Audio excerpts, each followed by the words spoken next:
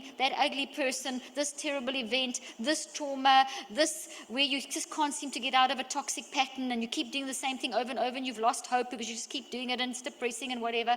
You can do that. Now you're also growing.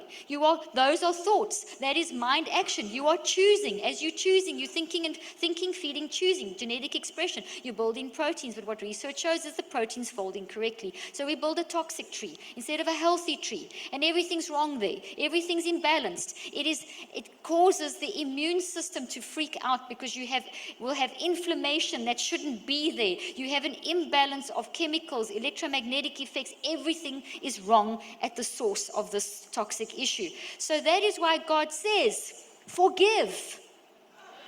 Acknowledge these things. Confess your sin. Get these things out of your heads. Release them. Receive your forgiveness. But you have to do that. God's done his bit. We have to acknowledge. Yes, he died for our sins. He's given us a way out. But if you don't do it, it stays there.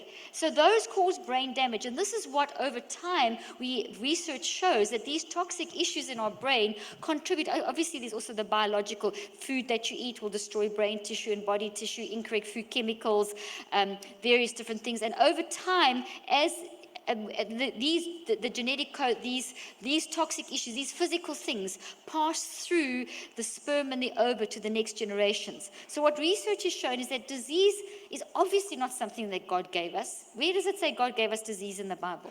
Okay, what he's given us is a love, power, and a sound mind. Power to create matter from mind. So incorrect choices creates incorrect matter, mutates genes, which passes through the generations. Voila, we have disease.